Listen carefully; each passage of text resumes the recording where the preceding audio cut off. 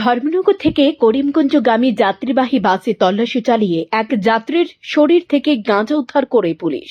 ধৃত বিহারের এক যুবক। ঘটনা বুধবার দুপুর 12টা নাগাদ।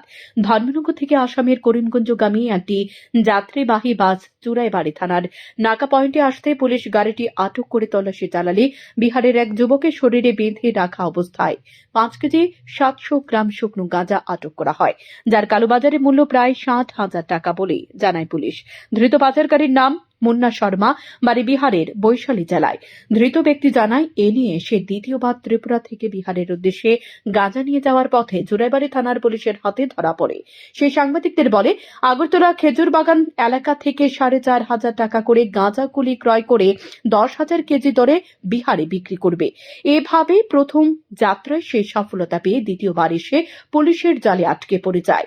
এদিকে ওসি খোকন সাহা জানায়, 47/24 নম্বরে ও এনডিপিএস আইনে 22B 2B/29 ধারায় মামলা দায়ের করে রিমান্ড চেয়ে ধর্মনগর আদালতে সোপর্দ করা হবে।